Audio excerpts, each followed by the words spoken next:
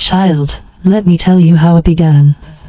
It was Christmas Eve, and the house smelled of roasted ham, cinnamon rolls, and pine needles. But the warmth in the air did not reach me. I was sitting quietly in my room when I overheard my daughter-in-law's voice drift through the hallway like a cold wind.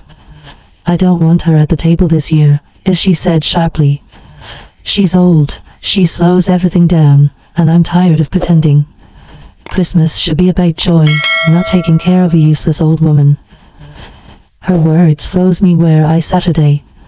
"My son, David," answered in a lower tone, almost pleading. "Clara, please, she's my mother. She's lived in this house all her life.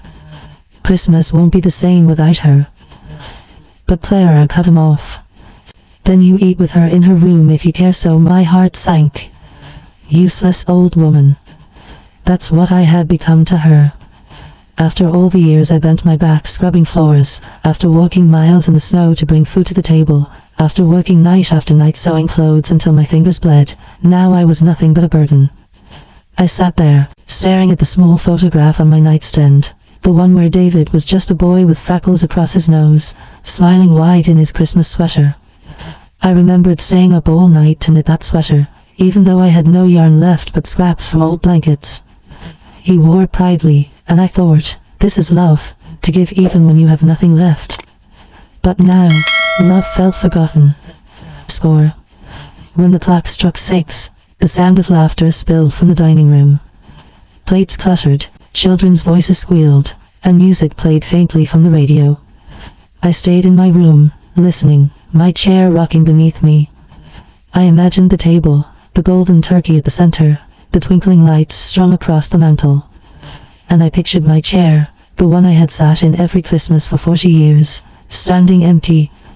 Do you know what it feels like, child, to be erased while you are still alive?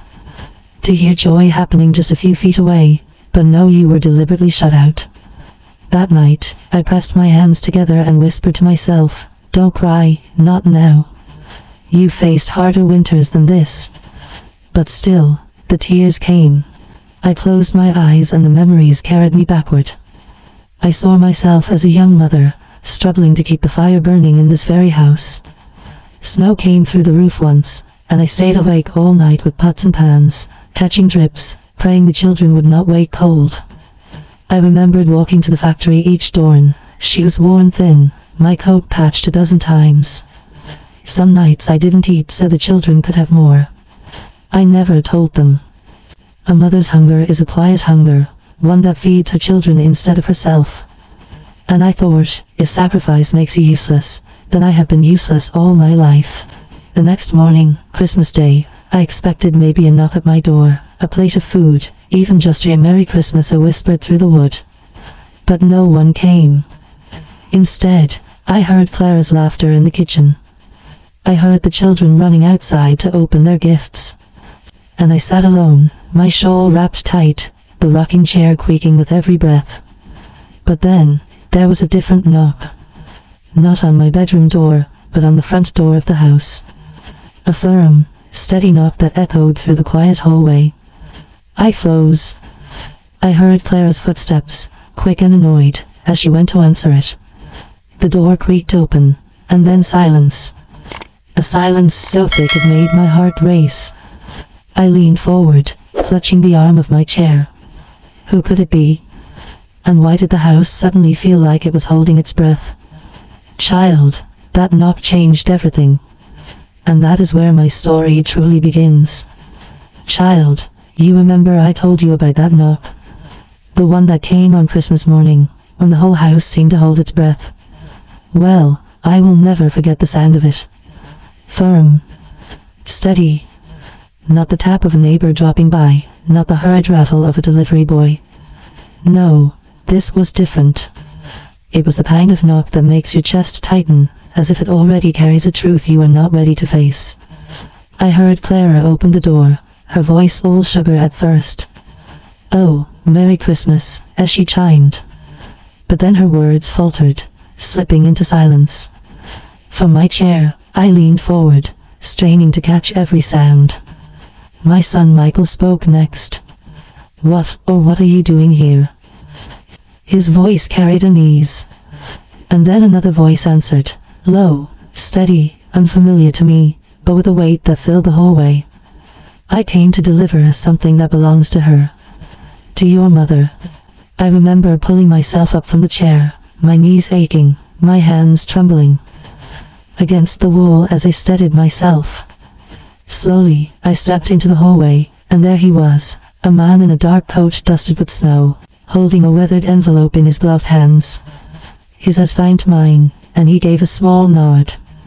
Mrs. Hayes, he asked gently. Yes, I whispered, though my throat was dry. This was left in my care a long time ago, he said. Your late brother asked me to deliver it to you when the time was right. Clara's face twisted in confusion. What is this about? She demanded, her arms crossed tight across her chest. But the man ignored her. He stepped forward and placed the envelope in my hands. His touch was respectful, almost reverent. He said you would know when you needed it. Child, I cannot explain the chill that ran through me. My brother, God rest his soul, had passed years ago.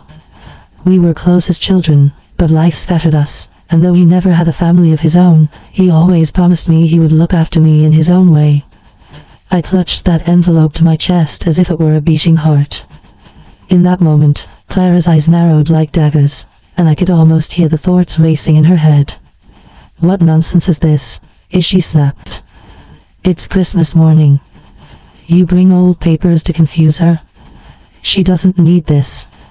She needs rest. But I knew better. My hands shook as I turned back toward my room. I wanted to be alone when I opened it. I sat on the edge of my bed, the sounds of laughter still echoing faintly from the kitchen.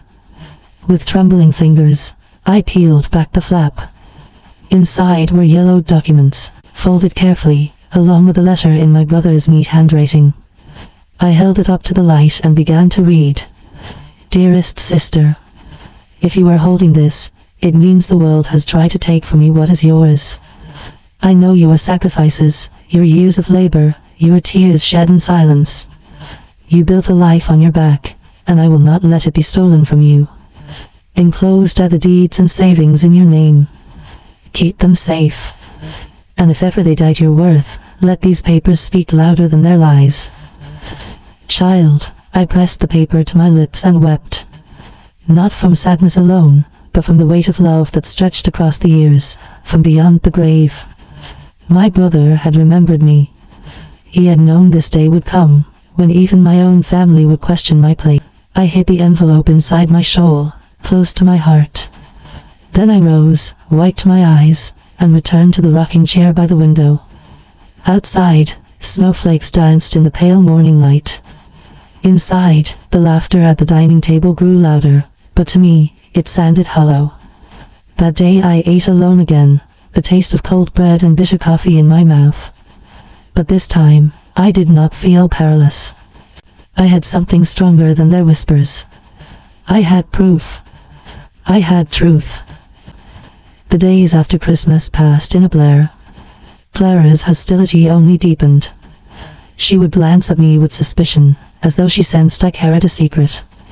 Plates slid across the table to me without a word. She whispered to the neighbors that I was confused, that I mumbled to myself, that I mistook years for days. Michael tried at times to defend me, but his voice was weak, and Clara's was sharp. And I sat silently, my shawl wrapped around me, the hidden envelope pressed against my ribs, waiting. Because, child, sometimes silence is not weakness. Sometimes silence is the gathering of strength. It was in those quiet days that I began to tell myself, soon they will know the truth. I would look at you, so small and innocent, playing on the rug with your wooden toys, and my heart would ache. I did not want you to grow up thinking that old age meant invisibility, or that sacrifice was worthless. I wanted you to know that dignity remains, even when the world tries to strip it away. So I waited. Patient as the snow that piles at the door, patient as the dawn that always comes after night. And then, child, the moment arrived. It was a Sunday morning when Clara's voice carried through the kitchen, sharper than ever. She told Michael that the buyers were ready, that my house, this very house, would soon be gone, whether I noticed or not. I sat there, my hands gripping my shawl where the envelope lay hidden, and I knew the time for silence was over. That, child, is how the reckoning began. Child, you remember I told you how I kept that envelope close, pressed against my chest like a shield? Well, the day finally came when it had to be opened not just by my eyes, but by theirs. It was a Sunday, grey and bitter. The air smelled of ashes from the old stove, and Clara's voice rang sharp through the kitchen walls.